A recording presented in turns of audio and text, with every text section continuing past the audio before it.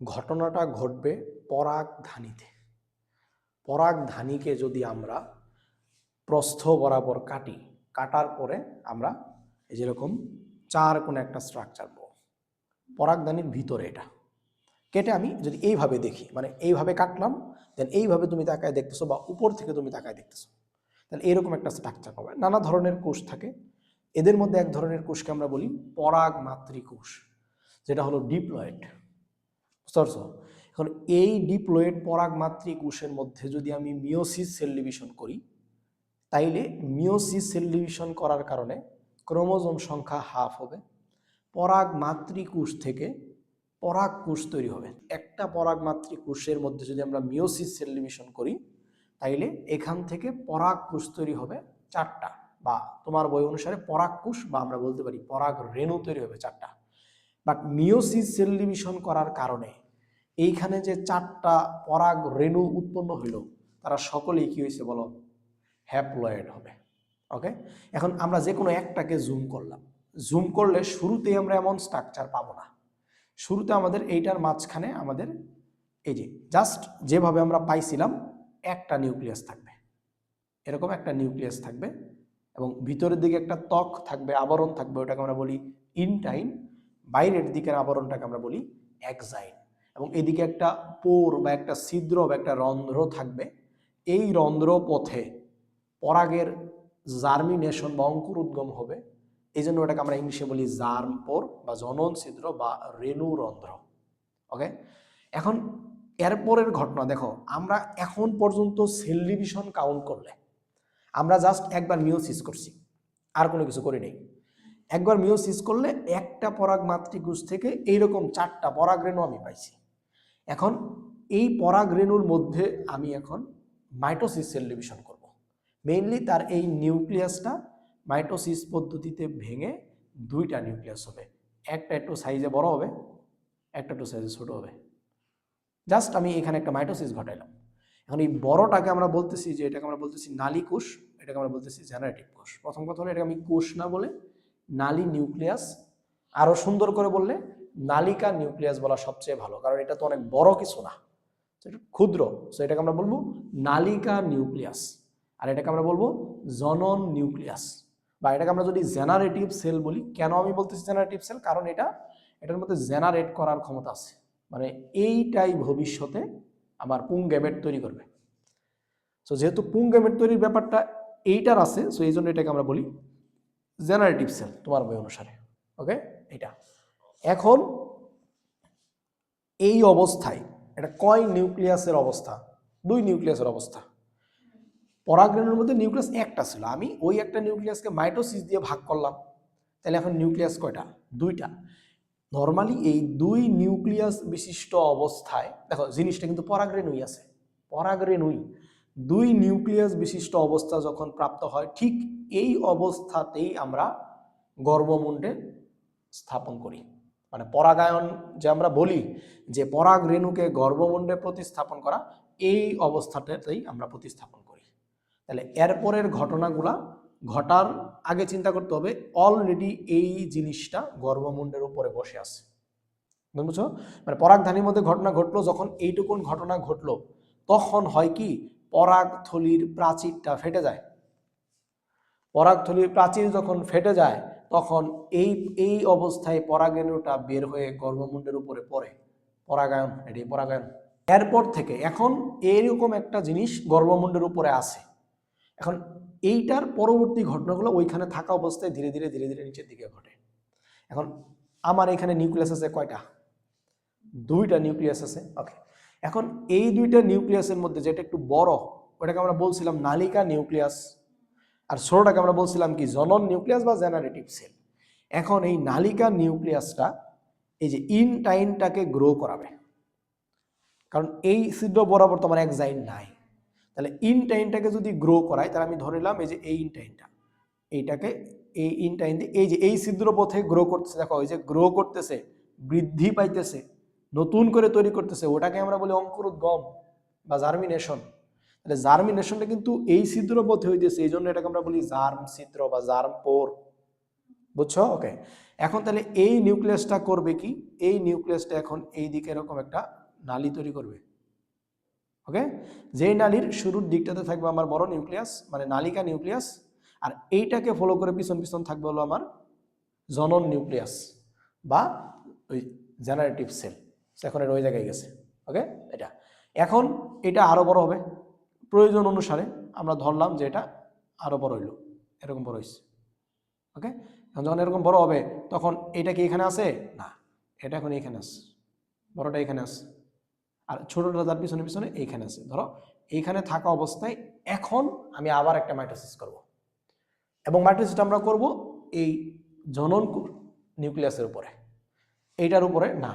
এখন এটার মধ্যে যদি আমি মাইটোসিস করি তাহলে এটা এখন একটা ভেঙে কটা হবে, দুইটা। এখন এইখানে আমরা দুইটা জিনিস পাবো, এই মাইটোসিস। কেন হবে মাইটোসিস? কারণ তুমি আমারে বলো তো, আমরা যখন খেয়াল করো আমাদের এই পরাগ মাতৃকোষ ছিল কি 2n। ওকে, তাহলে এখানে আমি মিওসিস করার পরে আমার এখন কি শুরু হয়েছে n, তাহলে আমি তো এটার মধ্যে আর কোনো ডিভিশন করি নাই, তার মানে এটাও কি আলটিমেটলি n। তাহলে এইখানকার নিউক্লিয়াসটা ভেঙেই তো আমি এটা আর ওইটা পাইছিলাম, তাহলে ওরাও n। এখন n এর মধ্যে তো আমি মাইটোসিস ছাড়া মিওসিস করতে পারবো না। মাইটোসিস করার এখানে আরেকটা সুবিধা হলো, আমি মাইটোসিস করলে প্রথমত কথা হলো আমি মিওসিস আমি করতে পারবো না, কারণ n সংখ্যক ক্রোমোজোমকে মিওসিস করলে হাফ n হবে, সো ইটস নট পসিবল, এটা হবে না। তার মানে সেল ডিভিশন আমি করতে চাইলে মাইটোসিস করব, তাই না? এখন কথা হলো যে মাইটোসিস করলে আমার কি লাভ? আমি মাইটোসিস করলে একটা থেকে কয়টা পাবো, দুইটা। যেমন আমার একটা ছিল, আমি ভেঙে এই যে এইদিকে একটা পুংগেমেট এদিকে একটা পুংগেমেট আমি পাইলাম।